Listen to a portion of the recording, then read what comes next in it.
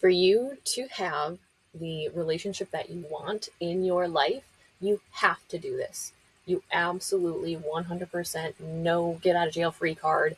You must do this in order for your relationship to be healthy, period. I don't care what anybody else tells you. It's not communication. It's not date nights. It's not more sex. Okay? That's not what you need. The one thing that is the absolute gatekeeper for your healthy relationship is self reflection. There is a study that I actually don't remember, but it was a ton of people in this study, okay? And the study itself was about self reflection and how often people are doing that, how often people are reflecting on their actions. Apparently, it's something that not a ton of people do. It's a very small amount of people who actually go back and reflect on what they've done and how they showed up. Now, self reflection is different than just looping on your behavior, being like, oh my God, that's so anxiety. I had so much anxiety, or oh my God, that looked really stupid, or oh my God, how much of an idiot I am. Like, that's not self reflection. That's you perseverating on a behavior. Self reflection is different. When you reflect on your actions, you're like unzipping the back of your head and you're taking a look at how you showed up and how you have behaved, and you are kind of analyzing it. You are taking the time to be like, okay, is this how I want to be? Is this what I want people to see from me? Is this a good reflection of who I feel that I am? When you are in relationship, how that sounds is okay, this is what I did.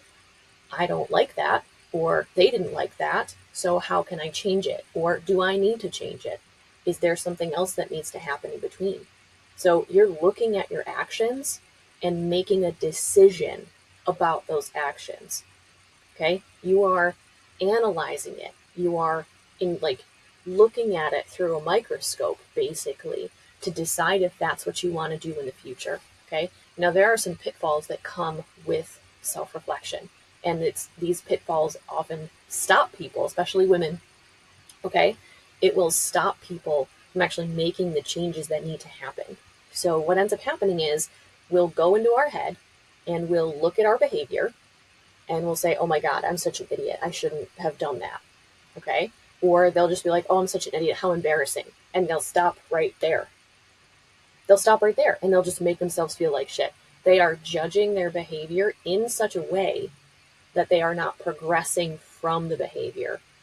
All they're doing in the best of scenarios at that point is just trying to avoid that situation in the future.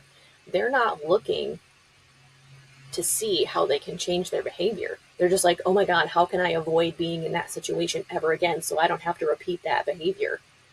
So they're looking at the situation as the problem instead of becoming the author for themselves. Instead of saying, oh, in that situation, which I'm sure will come up again in the future, that's not how I want to behave.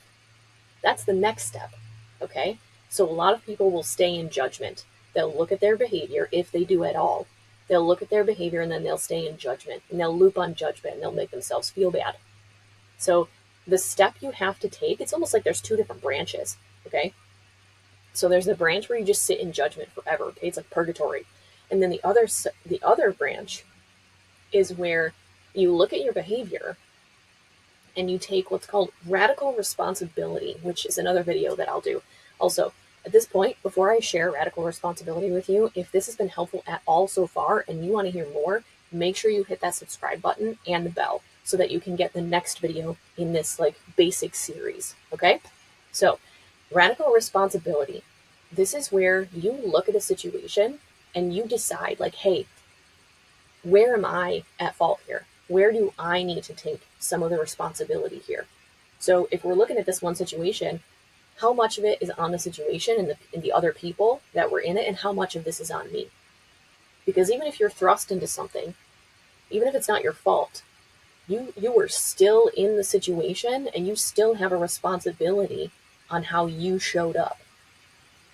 So when you take this self-reflection, you're taking it from, okay, here was my behavior. Am I going to judge? Am I going to stay in judgment and loop on judgment? Or am I going to go into this other phase where I'm like, okay, this is what I did. Do I want to do that again? Is that how I want to show up? Is that the image that I want the world to see about me? So that's the key to self-reflection. And how this shows up in your relationship, okay? Let's say you have an altercation with your partner. Let's say you have a fight.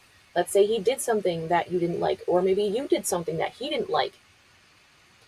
It's your opportunity and your responsibility to look at how you showed up so that it doesn't happen again. Instead of blaming him, even if it's something that he did, you still have a responsibility as to how you showed up. You need to take that accountability on yourself and have enough self-respect to understand that it takes two to tango. Okay? He did something, and now you have to decide how you show up. So you look at the situation, you unzip the back of your head, and you look at it, okay? Maybe you popped off and it really wasn't necessary. Or maybe you popped off and you're just like, that's what my mom used to do, or that's what my dad used to do, and I don't want to be that. Okay? It's like that meme where like dad's at the door and he's like yelling at his son, and then, the son turns around and yells at the next person, and then the person on the floor is talking to the little kid and he's like, it stops with me, like, I love you. You know what I mean? So that is the essence of self-reflection. Understanding that whatever your knee-jerk reaction was, doesn't have to be that way, but it will not change. It will not change, and you will not have a healthy relationship until you can see it, until you can shine the light of awareness on it. So once you understand that your actions are your responsibility and your self-reflection shows you that, hey, maybe I don't want to do that next time. What can I do instead? This is where change happens. You take that responsibility and you decide, what am I going to do next time? You are refusing to stay in the same pattern, and you are taking an intentional leap into something new, something different. But none of this happens without self-reflection. You genuinely have to sit with it, okay? A lot of people don't self-reflect because they don't give themselves the time, because it's cringe, because they don't want to sit and look at their behavior, because it takes quiet, it takes silence, it takes time alone. And I don't know about you, but even if you are alone, I will have music, I will have a TV show in the background, I will have something else going on, because in the past, silence has been very uncomfortable for me. But I have learned to embrace the silence. I have learned to embrace the chatter in my head and focus it so that I can reflect on my behavior. And in my relationship, that has been absolutely key, absolutely paramount. If I had not had the ability to reflect on my behavior, which I'm not going to lie to you, about 5 years ago, I didn't. About 5 years ago, I did not have the ability to reflect on my behavior. It was a very selfish time for me. It was very me, me, me. What am I getting from this relationship? How is he serving me? And it was very little that I was like, oh, how am I serving him? How am I showing up that's causing a problem in this relationship? That took like 30 years for me to figure out. But it's not impossible. So if you've never done this, if you are looking at your relationships and you're like, I've never reflected on my behavior. Oh my God, what an asshole. Or like, what a bitch am I? Or I'm absolutely terrible. You are not a lost cause. But it's absolutely necessary for you to learn how to do this. So the light of awareness is being turned on right this very second. Right this very second. The moment you are watching this, if you have never reflected before, now you will. And you can't undo this. Okay? You can't unlearn this. You can't shut off the light of awareness once it's there. So now you have this forever. And now you have the opportunity to look at your behavior. Okay? But it's your choice of which branch that you take. You can take the judgment branch, which is where people just loop on their behavior and they don't change it. They just judge themselves and they make themselves feel really bad about it. And they stay there forever. Like I said, purgatory. And then the other branch is where You look and you say, okay, that sucked. That wasn't great, but how can I show up better next time? I don't want to do that next time. What's going to be a better option next time? And if you take this route, this is the route that gets you that healthy relationship. This is the route that makes it so that you can have positive change in your relationship. And not just in your relationship, but in your life. In your life.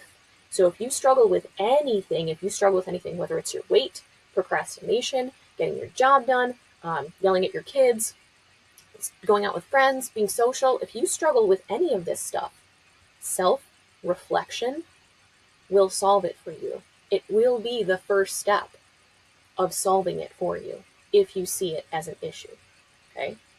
Self-reflection is absolutely necessary for a healthy relationship, and you will not have a healthy relationship without it. Period. If you want more information on being self-reflective, on shining the light of awareness on yourself and your behaviors, or like I said, that radical responsibility video that's going to be coming out, hit that subscribe button, hit the bell so that you know when it comes out, and we'll see you in the next video.